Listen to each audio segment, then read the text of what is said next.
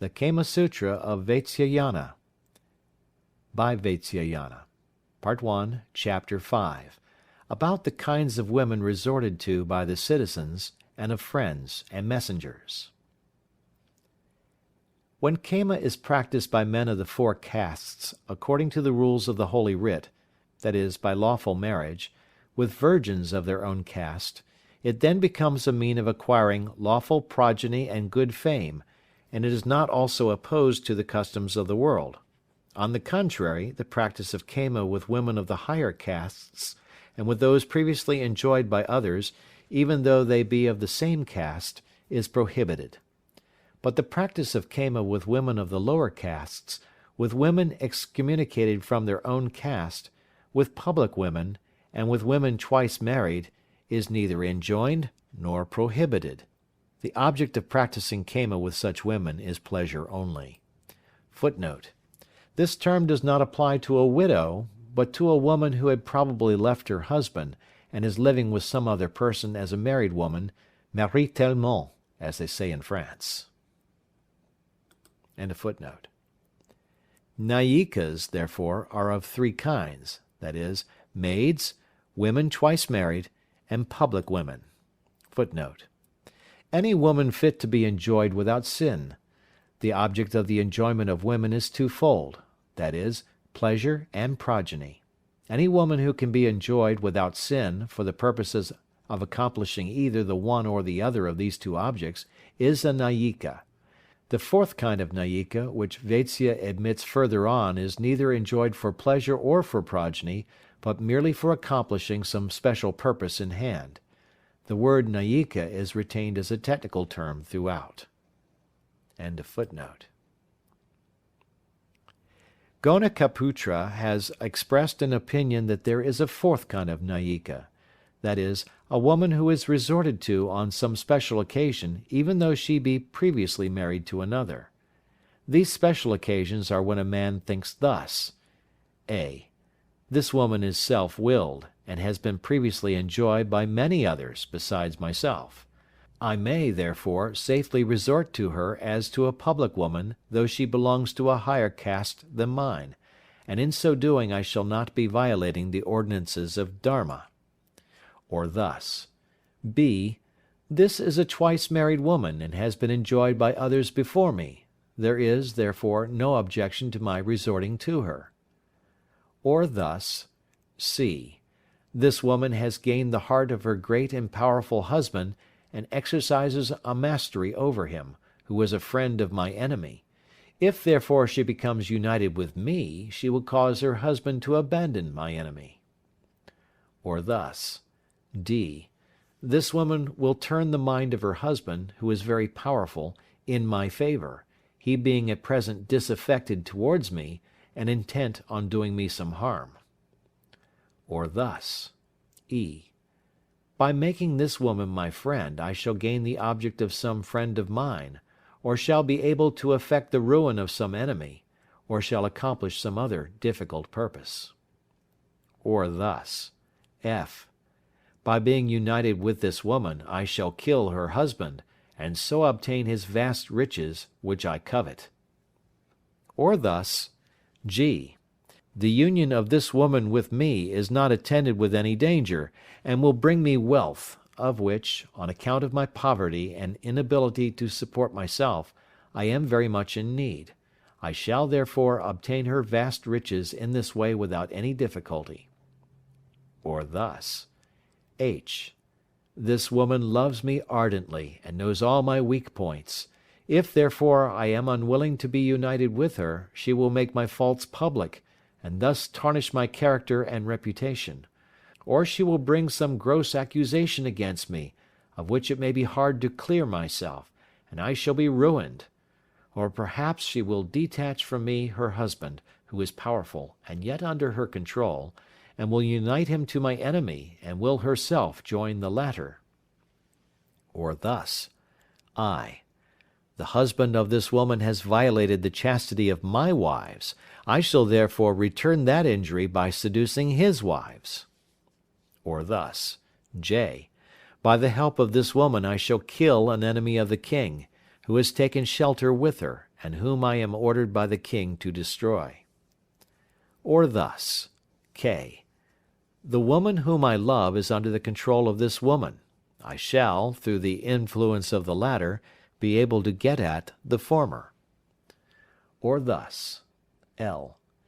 This woman will bring to me a maid who possesses wealth and beauty, but who is hard to get at and under the control of another. Or lastly, thus, M. My enemy is a friend of this woman's husband. I shall therefore cause her to join him, and will thus create an enmity between her husband and him. For these and similar other reasons the wives of other men may be resorted to, but it must be distinctly understood that it is only allowed for special reasons and not for mere carnal desire. Charayana thinks that under these circumstances there is also a fifth kind of Nayika, that is, a woman who is kept by a minister and who repairs to him occasionally, or a widow who accomplishes the purpose of a man with the person to whom she resorts. Suvarnanabha adds that a woman who passes the life of an ascetic and in the condition of a widow may be considered as a sixth kind of Nayika. Gotakamukya says that the daughter of a public woman and a female servant who are still virgins form a seventh kind of Nayika. Gonardiya puts forth his doctrine that any woman born of good family, after she has come of age, is an eighth kind of Nayika. But these four latter kinds of Nayikas do not differ much from the first four kinds of them, as there is no separate object in resorting to them.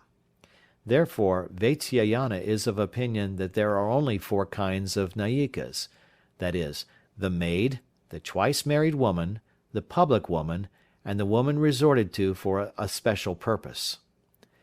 The following women are not to be enjoyed: a leper, a lunatic, a woman turned out of caste, a woman who reveals secrets, a woman who publicly admits desire for sexual intercourse, a woman who is extremely white, a woman who is extremely black, a bad-smelling woman, a woman who is a near relation, a woman who is a female friend, a woman who leads the life of an ascetic, and lastly, the wife of a relation, of a friend, of a learned Brahmin, and of the king. The followers of Brahmavya say that any woman who has been enjoyed by 5 men is a fit and proper person to be enjoyed. But Gonikaputra is of opinion that even when this is the case, the wives of a relation, of a learned Brahmin, and of a king should be accepted. The following are the kinds of friends: one who has played with you in the dust, that is, in childhood; one who is bound by an obligation; one who is of the same disposition and fond of the same things; one who is a fellow student; one who is acquainted with your secrets and faults, and whose faults and secrets are also known to you; one who is a child of your nurse; one who is brought up with you; one who is an hereditary friend. These friends should possess the following qualities: they should tell the truth; they should not be changed by time; they should be favorable to your designs; they should be firm; they should be free from covetousness; they should not be capable of being gained over by others; they should not reveal your secrets. Charayana says that citizens form friendship with washermen, barbers, cowherds, florists, druggists, betel leaf sellers, tavern keepers, beggars, pithamardas, vitas, and vitchushekas, as also with the wives of all these people.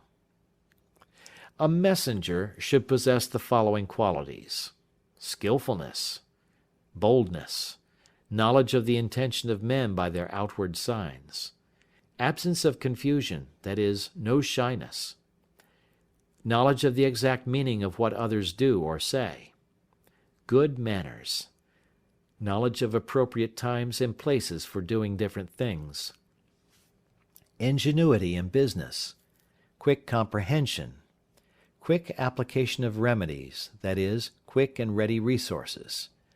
And this part ends with a verse: the man who is ingenious and wise, who is accompanied by a friend, and who knows the intentions of others, as also the proper time and place for doing everything, can gain over very easily even a woman who is very hard to be obtained. End of Part 1.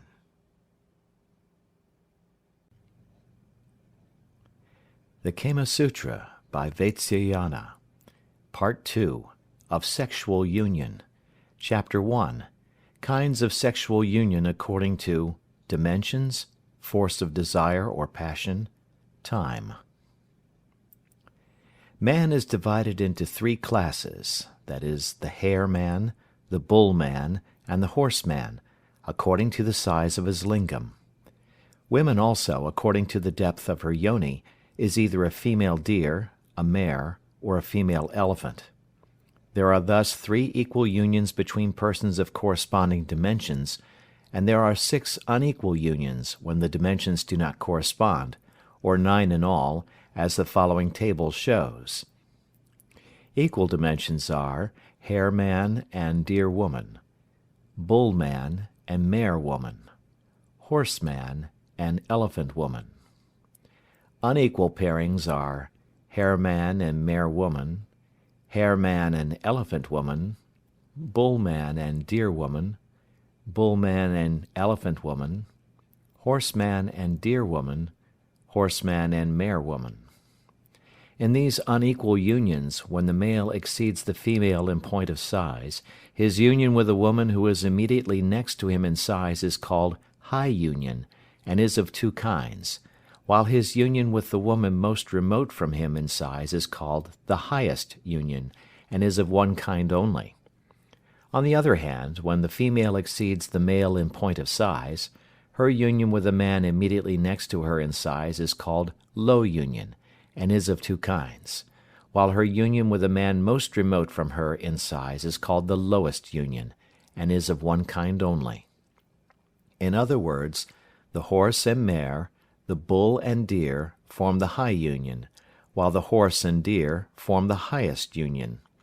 On the female side, the elephant and bull, the mare and hare form low unions, while the elephant and the hare make the lowest unions. There are, then, 9 kinds of union according to dimensions. Amongst all these, equal unions are the best, those of a superlative degree, that is, the highest and the lowest, are the worst, and the rest are middling, and with them the high are better than the low. Footnote: high unions are said to be better than low ones, for in the former it is possible for the male to satisfy his own passion without injuring the female, while in the latter it is difficult for the female to be satisfied by any means. End footnote. There are also 9 kinds of union according to the force of passion or carnal desire, as follows. Equal unions are small for both men and women, middling for men and women, and intense for men and women. Unequal pairings are small for men and middling for women, small for men and intense for women, middling for men and small for women, middling for men and intense for women, intense for men and small for women, intense for men and middling for women. A man is called a man of small passion whose desire at the time of sexual union is not great, whose semen is scanty, and who cannot bear the warm embraces of the female. Those who differ from this temperament are called men of middling passion, while those of intense passion are full of desire. In the same way, women are supposed to have the 3 degrees of feeling as specified above. Lastly, according to time there are 3 kinds of men and women, that is, the short-timed, the moderate-timed, and the long-timed, and of these, as in the previous statements, there are 9 kinds of union. But on this last head there is a difference of opinion about the female, which should be stated. Audalika says, "Females do not emit as males do. The males simply remove their desire, while the females, from their consciousness of desire, feel a certain kind of pleasure, which gives them satisfaction, but it is impossible for them to tell you what kind of pleasure they feel. The fact from which this becomes evident is, that males, when engaged in coition, cease of themselves after emission, and are satisfied, but it is not so with females. This opinion is, however, objected to on the grounds that if a male be a long-timed, the female loves him the more, but if he be short-timed, she is dissatisfied with him. And this circumstance, some say, would prove that the female emits also.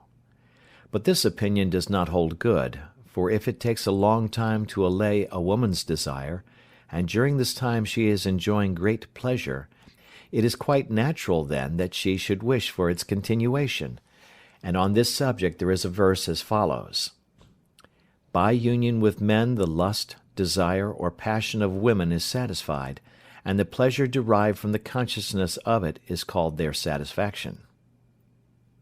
The followers of Bhabravya, however, say that the semen of women continues to fall from the beginning of the sexual union to its end, and it is right that it should be so, for if they had no semen there would be no embryo. To this there is an objection. In the beginning of coition the passion of the woman is middling, and she cannot bear the vigorous thrusts of her lover, but by degrees her passion increases until she ceases to think about her body, and then finally she wishes to stop from further coition. This objection, however, does not hold good, for even in ordinary things that revolve with great force, such as a potter's wheel, or a top, we find that the motion at first is slow, but by degrees it becomes very rapid.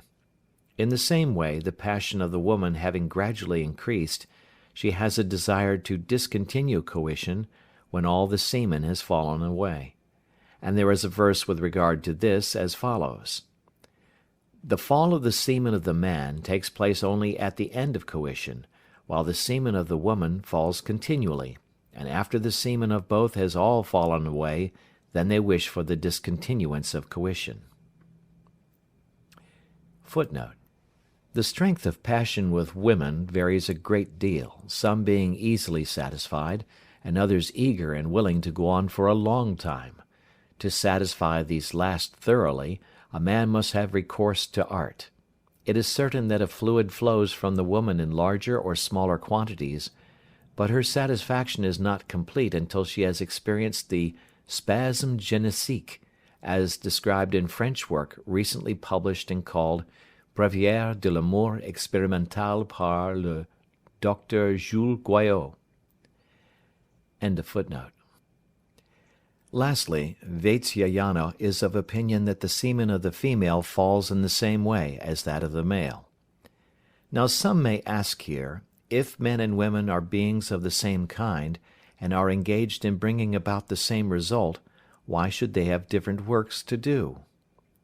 Vatsya says that this is so, because the ways of working, as well as the consciousness of pleasure in men and women, are different. The difference in the ways of working, by which men are the actors, and women are the persons acted upon, is owing to the nature of the male and the female. Otherwise, the actor would be sometimes the person acted upon, and vice versa. And from this difference in the ways of working, follows the difference in the consciousness of pleasure, for a man thinks, "This woman is united with me," and a woman thinks, "I am united with this man." It may be said that if the ways of working in men and women are different, why should not there be a difference, even in the pleasure they feel, and which is the result of those ways? But this objection is groundless, for the person acting and the person acted upon being of different kinds, there is a reason for the difference in their ways of working. But there is no reason for any difference in the pleasure they feel, because they both naturally derive pleasure from the act they perform. Footnote: This is a long dissertation very common among Sanskrit authors, both when writing and talking socially. They start certain propositions and then argue for and against them.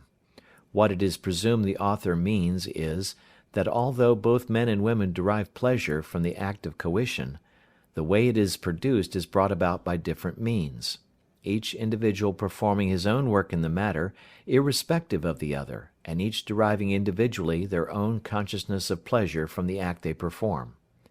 There is a difference in the work that each does, and a difference in the consciousness of pleasure that each has, but no difference in the pleasure they feel, for each feels that pleasure to a greater or lesser degree.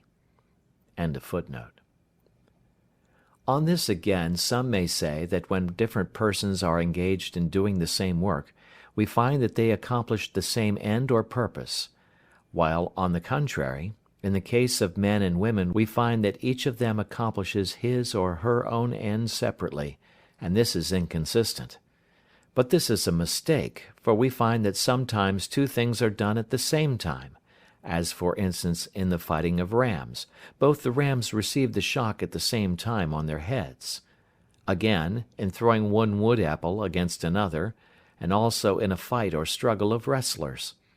If it be said that in these cases the things employed are of the same kind, it is answered that even in the case of men and women, the nature of the two persons is the same. And as the difference in their ways of working arises from the difference of their conformation only, it follows that men experience the same kind of pleasure as women do. There is also a verse on this subject as follows: Men and women being of the same nature feel the same kind of pleasure, and therefore a man should marry such a woman as will love him ever afterwards.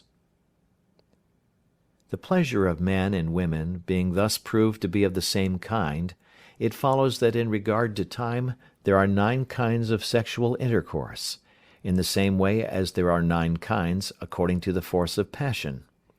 There being thus 9 kinds of union with regard to dimensions, force of passion, and time, respectively, by making combinations of them, innumerable kinds of union would be produced.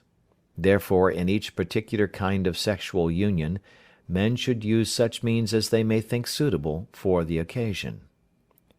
Footnote: This paragraph should be particularly noted, for it specially applies to married men and their wives. So many men utterly ignore the feelings of the women, and never pay the slightest attention to the passion of the latter. To understand the subject thoroughly, it is absolutely necessary to study it, and then a person will know that, as dough is prepared for baking, so must a woman be prepared for sexual intercourse, if she is to derive satisfaction from it. End of footnote. At the first time of sexual union the passion of the male is intense, and his time is short, but in subsequent unions on the same day the reverse of this is the case. With a female, however, it is the contrary, for at the first time her passion is weak, and then her time long, but on subsequent occasions on the same day, her passion is intense and her time short, until her passion is satisfied. On the different kinds of love. Men learned in the humanities are of opinion that love is of 4 kinds, viz., 1. Love acquired by continual habit. 2. Love resulting from the imagination. 3. Love resulting from belief. 4. Love resulting from the perception of external objects. 1. Love resulting from the constant and continual performance and habit, as for instance the love of sexual intercourse, the love of hunting, the love of drinking, the love of gambling, etc., etc. 2. Love which is felt for things to which we are not habituated, and which proceeds entirely from ideas, is called love resulting from imagination, as for instance that love which some men and women and eunuchs feel for the aparishtaka or mouth congress, and that which is felt by all for such things as embracing, kissing, etc., etc. 3. The love which is mutual on both sides and proved to be true, when each looks upon the other as his or her very own, such is called love resulting from belief by the learned. 4. The love resulting from the perception of eternal objects is quite evident and well known to the world, because the pleasure which it affords is superior to the pleasure of the other kinds of love, which exists only for its sake. What has been said in this chapter upon the subject of sexual union is sufficient for the learned, but for the edification of the ignorant, the same will now be treated of at length and in detail. Chapter 2. Of the Embrace. This part of the Kama Shastra, which treats of sexual union, is also called 64, Chatushshashti. Some old authors say that it is called so because it contains 64 chapters. Others are of opinion that the author of this part, being a person named Panchala, and the person who recited the part of the Rig Veda called Dashatapa, which contains 64 verses, being also called Panchala, the name 64 has been given to the part of the work in honor of the Rig Vedas. The followers of Babhravya say, on the other hand, that this part contains 8 subjects, that is, the embrace, kissing, scratching with the nails or fingers, biting, lying down, making various sounds, playing the part of a man, and the aparishtaka, or mouth congress. Each of these subjects being of 8 kinds, and 8 multiplied by 8 being 64, this part is therefore named 64. But Vatsyayana affirms that as this part contains also the following subjects, that is, striking, crying, the acts of a man during congress, the various kinds of congress, and other subjects, the name 64 is given to it only accidentally. As, for instance, we say this tree is Saptaparna, or 7-leaved, this offering of rice is Panchavarna, or 5-colored, but the tree has not 7 leaves, neither has the rice 5 colors. However, the part 64 is now treated of, and the embrace, being the first subject, will now be considered. Now the embrace which indicates the mutual love of a man and woman who have come together is of 4 kinds, that is, touching, piercing, rubbing, and pressing. The action in each case is denoted by the meaning of the word which stands for it. 1. When a man under some pretext or other goes in front or alongside of a woman and touches her body with his own, it is called the touching embrace. 2. When a woman in a lonely place bends down as if to pick up something, and pierces, as it were, a man sitting or standing with her breasts, and the man in return takes hold of them, it is called a piercing embrace. The above 2 kinds of embrace take place only between persons who do not, as yet, speak freely with each other. 3.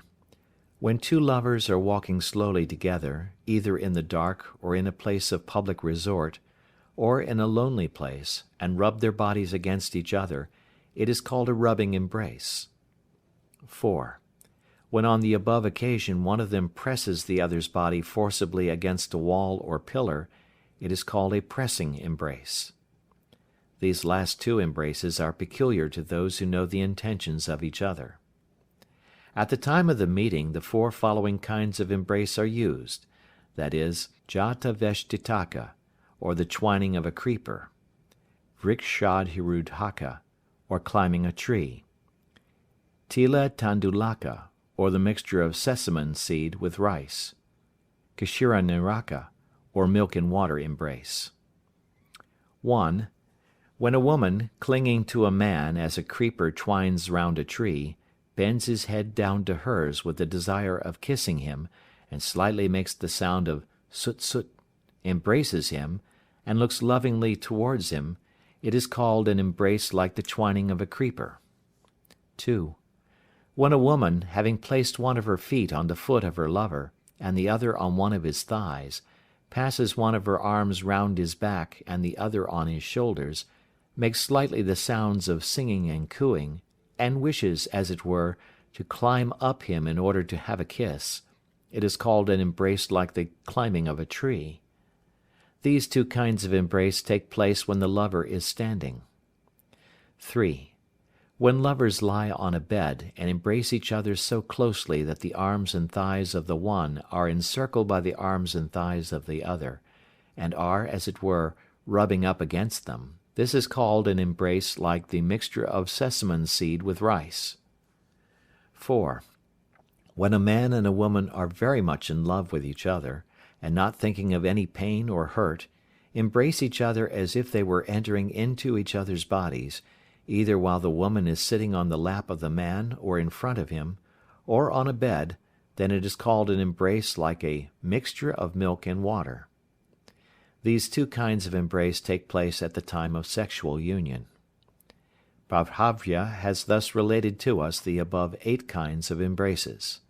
Suvarnanabha, however, gives us 4 ways of embracing simple members of the body, which are the embrace of the thighs, the embrace of the jaghana, i.e., the part of the body from the navel downwards to the thighs, the embrace of the breasts, the embrace of the forehead.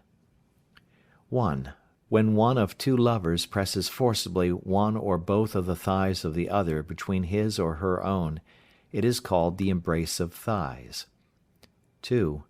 When a man presses the jaghana or middle part of the woman's body against his own, and mounts upon her to practice, either scratching with the nail or finger, or biting, or striking, or kissing, the hair of the woman being loose and flowing, it is called the embrace of the jaghana. 3. When a man places his breast between the breasts of a woman, and presses her with it, it is called the embrace of the breasts. 4. When either of the lovers touches the mouth, the eyes, and the forehead of the other with his or her own, it is called the embrace of the forehead. Some say that even shampooing is a kind of embrace, because there is a touching of bodies in it. But Vatsyayana thinks that shampooing is performed at a different time, and for a different purpose, and it is also of a different character. It cannot be said to be included in the embrace. There are also some verses on the subject as follows.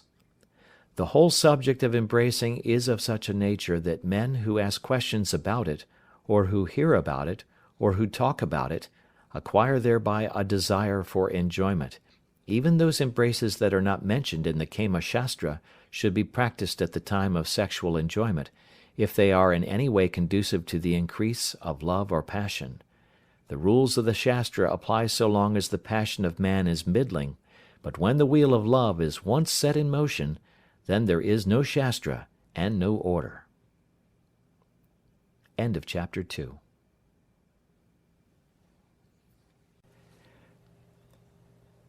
The Kama Sutra by Vatsyayana. Part 2, Chapter 3, on Kissing. It is said by some that there is no fixed time or order between the embrace, the kiss, and the pressing or scratching with the nails or fingers, but that all these things should be done generally before sexual union takes place, while striking and making the various sounds generally takes place at the time of the union. Vatsyayana, however, thinks that anything may take place at any time, for love does not care for time or order. On the occasion of the first Congress, kissing and the other things mentioned above should be done moderately. They should not be continued for a long time, and should be done alternately. On subsequent occasions, however, the reverse of all this may take place, and moderation will not be necessary. They may continue for a long time, and for the purpose of kindling love. They may all be done at the same time. The following are the places for kissing, that is, the forehead, the eyes, the cheeks, the throat, the bosom, the breasts, the lips, and the interior of the mouth. Moreover, the people of the Lat country kiss also on the following places: the joints of the thighs, the arms, and the navel. But Vatsyayana thinks that though kissing is practiced by these people in the above places on account of the intensity of their love, and the customs of their country, it is not fit to be practiced by all.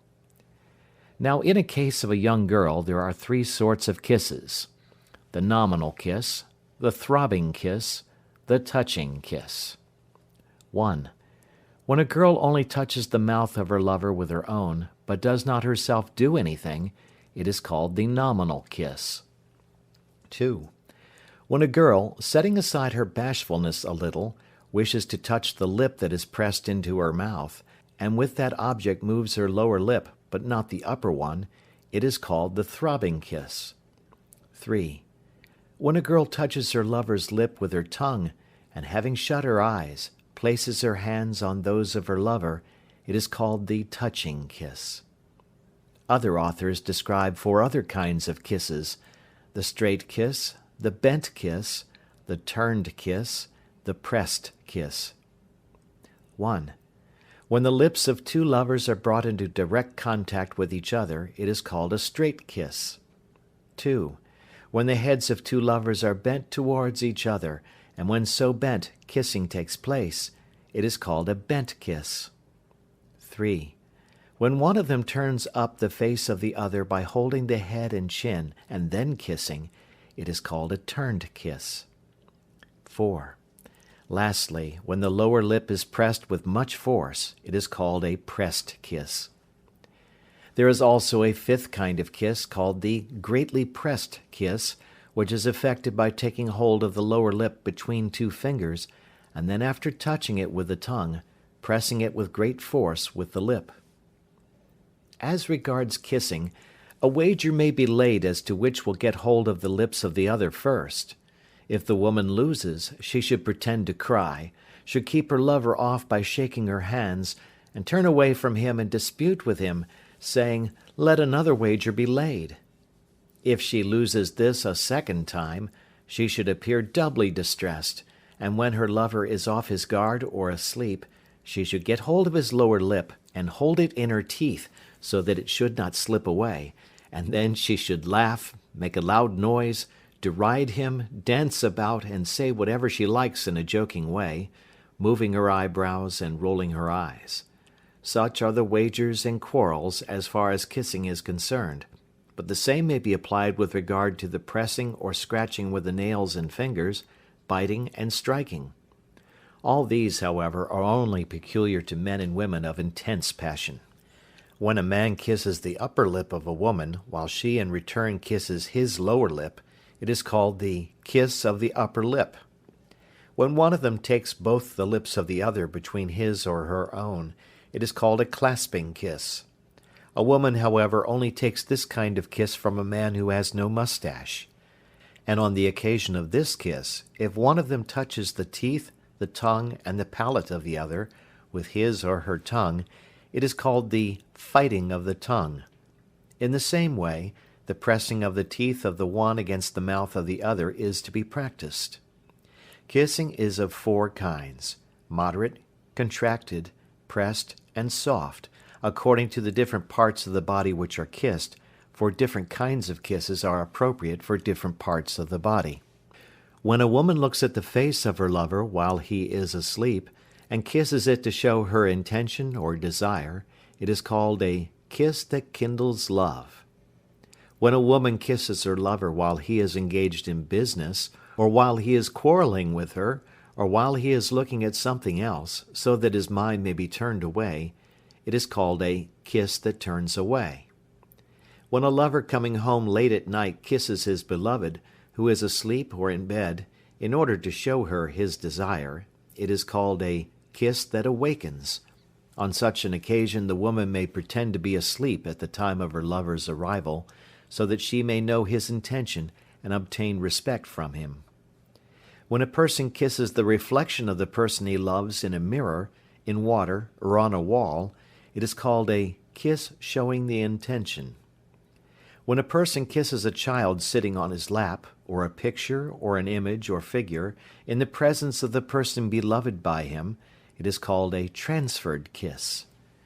When at night, at a theatre, or in an assembly of caste men, a man coming up to a woman kisses a finger of her hand if she be standing, or a toe of her foot if she be sitting, or when a woman is shampooing her lover's body, places her face on his thigh, as if she was sleepy, so as to inflame his passion, and kisses his thigh or great toe, it is called a demonstrative kiss. There is also a verse on the subject as follows: "Whatever things may be done by one of the lovers to the other, the same should be returned by the other. That is, if the woman kisses him, he should kiss her in return. If she strikes him, he should also strike her in return." Chapter 4. On pressing, or marking, or scratching with the nails. When love becomes intense, pressing with the nails or scratching the body with them is practiced, and it is done on the following occasions: on the first visit, at the time of setting out on a journey, on the return from a journey, at the time when an angry lover is reconciled, and lastly, when the woman is intoxicated. But pressing with the nails is not a usual thing except with those who are intensely passionate, that is, full of passion. It is employed together with biting by those to whom the practice is agreeable. Pressing with the nails is of the 8 following kinds, according to the forms of the marks which are produced. 1. Sounding. 2. Half moon. 3. A circle. 4. A line. 5. A tiger's nail or claw. 6. A peacock's foot. 7. The jump of a hare. 8. The leaf of a blue lotus. The places that are to be pressed with the nails are as follows: the armpit, the throat, the breasts, the lips, the jagana, or middle parts of the body, and the thighs. But Suvarnanabhya is of opinion that when the impetuosity of passion is excessive, then the places need not be considered. The qualities of good nails are that they should be bright, well set, clean, entire, convex, soft and glossy in appearance. Nails are of 3 kinds according to their size: small, middling, large. Large nails, which give grace to the hands and attract the hearts of women from their appearance, are possessed by the Bengalese. Small nails, which can be used in various ways and are to be applied only with the object of giving pleasure, are possessed by the people of the southern districts. Middling nails, which contain the properties of both the above kinds, belong to the people of the Maharashtra. 1. When a person presses the chin, the breasts, the lower lip, or the jagana of another so softly that no scratch or mark is left, but only the hair on the body becomes erect from the touch of the nails, and the nails themselves make a sound, it is called a sounding or pressing with the nails. This pressing is used in the case of a young girl when her lover shampoos her, scratches her head, and wants to trouble or frighten her. 2. The curved mark with the nails, which is impressed on the neck and the breasts, is called the half moon. 3. When the half moons are impressed opposite to each other, it is called a circle. This mark with the nails is generally made on the navel, the small cavities about the buttocks, and on the joints of the thigh. 4. A mark in the form of a small line, and which can be made on any part of the body, is called a line. 5. This same line, when it is curved and made on the breast, is called a tiger's nail. 6. When a curved mark is made on the breast by means of the 5 nails, it is called a peacock's foot. This mark is made with the object of being praised, for it requires a great deal of skill to make it properly. 7. When 5 marks with the nails are made close to one another near the nipple of the breast, it is called the jump of a hare. 8. A mark made on the breast or on the hips in the form of a leaf of the blue lotus is called the leaf of a blue lotus. When a person is going on a journey and makes a mark on the thighs or on the breast, it is called a token of remembrance. On such an occasion, 3 or 4 lines are impressed close to one another with the nails. Here ends the marking with the nails. Marks of other kinds than the above may also be made with the nails, for the ancient authors say that as there are innumerable degrees of skill among men, the practice of this art being known to all, so there are innumerable ways of making these marks. And as pressing or marking with the nails is independent of love, no one can say with certainty how many different kinds of marks with the nails do actually exist. The reason of this is, Vatsyayana says, that as variety is necessary in love, so love is to be produced by means of variety. It is on this account that courtesans, who are well acquainted with various ways and means, become so desirable, for if variety is sought in all the arts and amusements, such as archery and others, how much more should it be sought after in the present case? The marks of the nails should not be made on married women, but particular kinds of marks may be made on their private parts for the remembrance and increase of love. There are also some verses on the subject as follows. The love of a woman who sees the marks of nails on the private parts of her body even though they are old and almost worn out, becomes again fresh and new. If there be no marks of nails to remind a person of the passages of love, then love is lessened in the same way as when no union takes place for a long time. Even when a stranger sees at a distance a young woman with the marks of nails on her breast, he is filled with love and respect for her. Footnote: From this it would appear that in ancient times the breasts of women were not covered, and this is seen in the painting of the Ajunta and other caves, where we find that the breasts of even royal ladies and others are exposed. End of footnote. A man, also, who carries the marks of nails and teeth on some parts of his body, influences the mind of a woman, even though it be ever so firm. In short, nothing tends to increase love so much as the effects of marking with the nails and biting. End of chapter 4. The Kama Sutra by Vatsyayana, Part 2, Chapter 5, on biting and the means to be employed with regard to women of different countries. All the places that can be kissed are also the places that can be bitten, except the upper lip, the interior of the mouth, and the eyes. The qualities of good teeth are as follows: they should be equal, possessed of a pleasing brightness, capable of being colored, of proper proportions, unbroken, and with sharp ends. The defects of teeth on the other hand are, that they are blunt, protruding from the gums, rough, soft, large, and loosely set.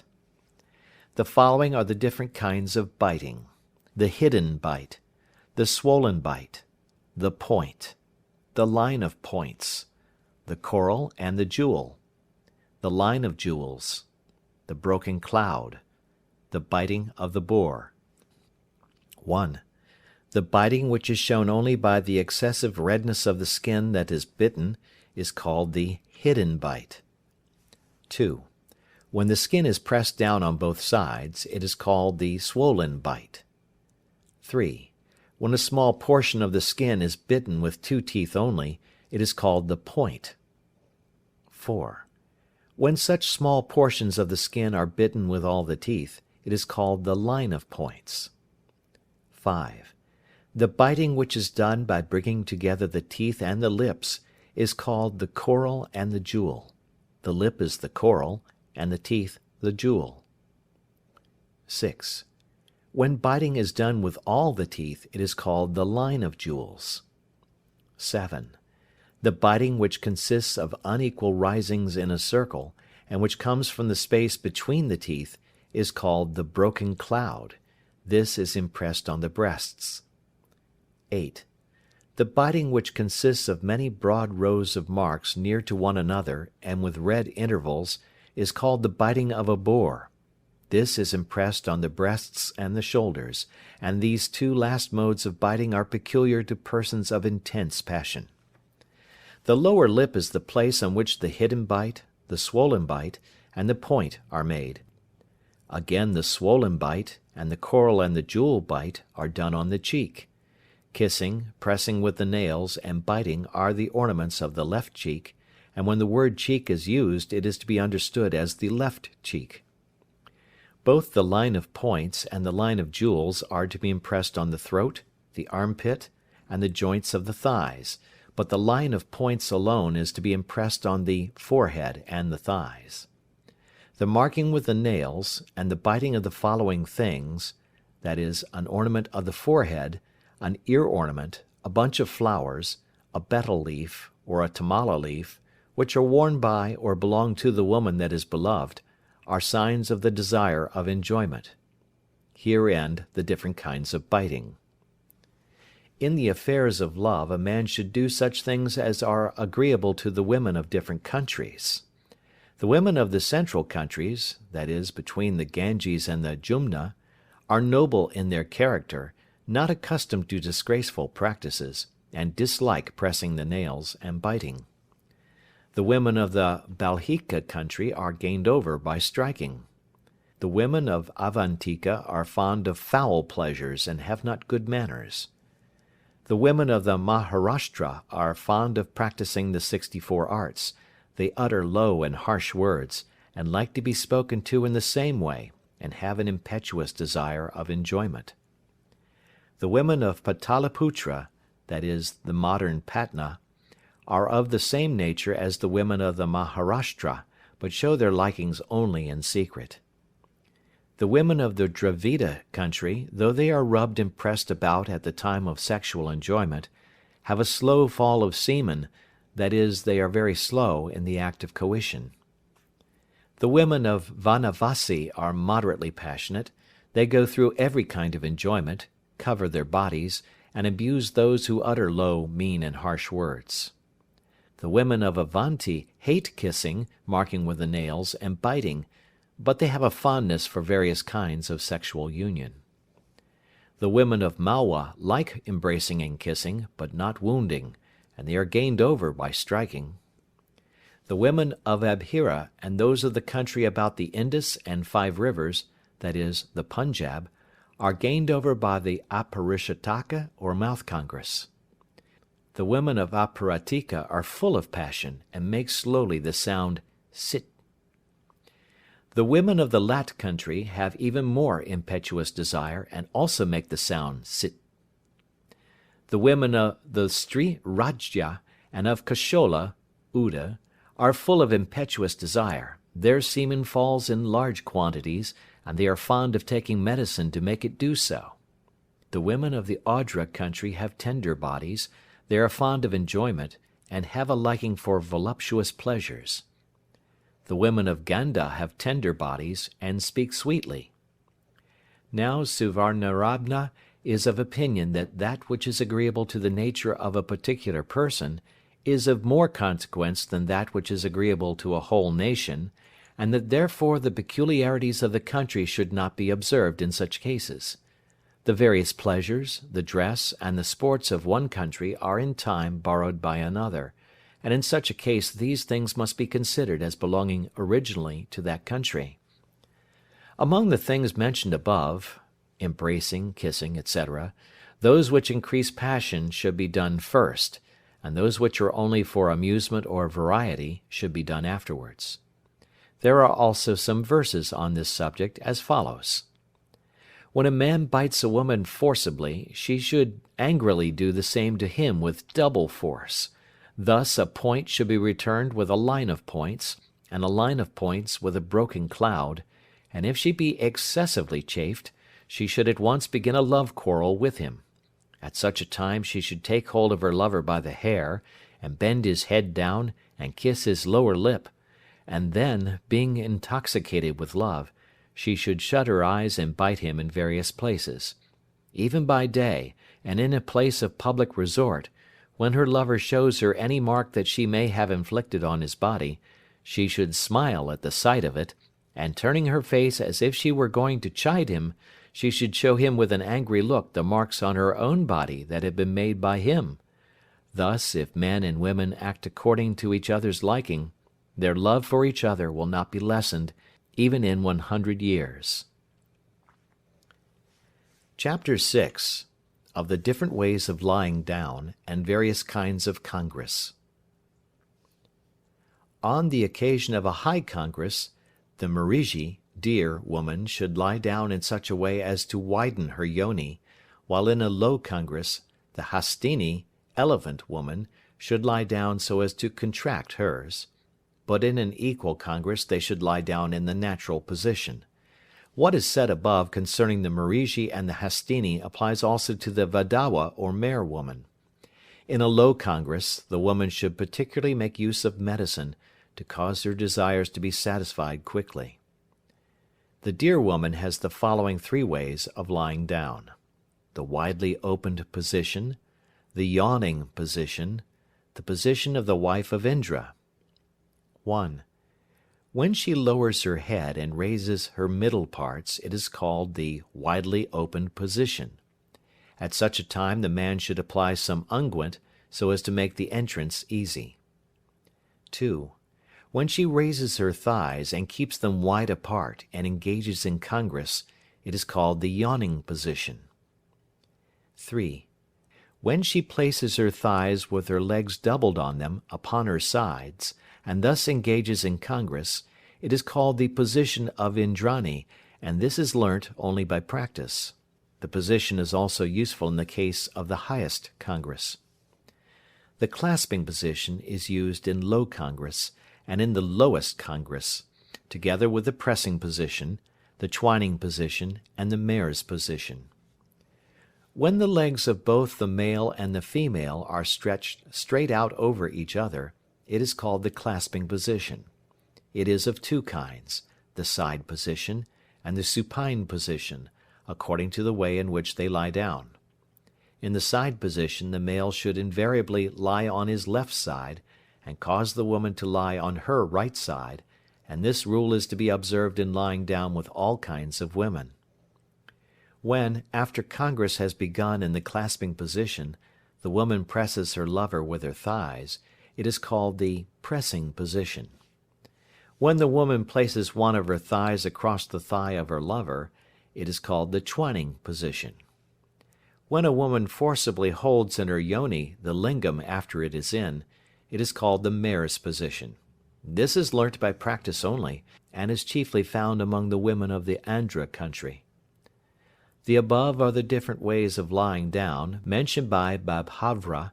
Suvarnanabha, however, gives the following in addition. When the female raises both of her thighs straight up, it is called the rising position. When she raises both of her legs, and places them on her lover's shoulders, it is called the yawning position. When the legs are contracted, and thus held by the lover before his bosom, it is called the pressed position. When only one of her legs is stretched out, it is called the half-pressed position. When the woman places one of her legs on her lover's shoulder, and stretches the other out, and then places the latter on his shoulder, and stretches out the other, and continues to do so alternately, it is called the splitting of a bamboo. When one of her legs is placed on the head, and the other is stretched out, it is called the fixing of a nail. This is learnt by practice only. When both the legs of the woman are contracted and placed on her stomach, it is called the crab's position. When the thighs are raised and placed one upon the other, it is called the packed position. When the shanks are placed one upon the other, it is called the lotus-like position. When a man, during congress, turns round, and enjoys the woman without leaving her, while she embraces him round the back all the time, it is called the turning position, and is learnt only by practice. Thus says Suvarnanabha, these different ways of lying down, sitting, and standing should be practised in water, because it is easy to do so therein. But Vatsyayana is of opinion that congress in water is improper, because it is prohibited by the religious law. When a man and a woman support themselves on each other's bodies, or on a wall or pillar, and thus while standing engage in congress, it is called the supported congress. When a man supports himself against a wall, and the woman, sitting on his hands joined together and held underneath her, throws her arms round his neck, and putting her thighs alongside his waist, moves herself by her feet, which are touching the wall against which the man is leaning, it is called the suspended congress. When a woman stands on her hands and feet like a quadruped, and her lover mounts her like a bull, it is called the congress of a cow. At this time everything that is ordinarily done on the bosom should be done on the back. In the same way can be carried on the congress of a dog, the congress of a goat, the congress of a deer, the forcible mounting of an ass, the congress of a cat, the jump of a tiger, the pressing of an elephant, the rubbing of a boar, and the mounting of a horse. And in all these cases the characteristics of these different animals should be manifested by acting like them. When a man enjoys two women at the same time, both of whom love him equally, it is called the united congress. When a man enjoys many women altogether, it is called the congress of a herd of cows. The following kinds of congress, that is, sporting in water, or the congress of an elephant with many female elephants, which is said to take place only in the water, The congress of a collection of goats, the congress of a collection of deer, take place in imitation of these animals. In Gramaneri many young men enjoy a woman that may be married to one of them, either one after the other, or at the same time. Thus one of them holds her, another enjoys her, a third uses her mouth, a fourth holds her middle part, and in this way they go on enjoying her several parts alternately. The same things can be done when several men are sitting in company with one courtesan, or when one courtesan is alone with many men. In the same way this can be done by the women of the king's harem when they accidentally get hold of a man. The people in the southern countries have also a congress in the anus. This is called the lower congress. Thus ends the various kinds of congress. There are also 2 verses on the subject as follows. An ingenious person should multiply the kinds of congress after the fashion of the different kinds of beasts and of birds. For these different kinds of congress, performed according to the usage of each country, and the liking of each individual, generate love, friendship, and respect in the hearts of women. End of chapter 6.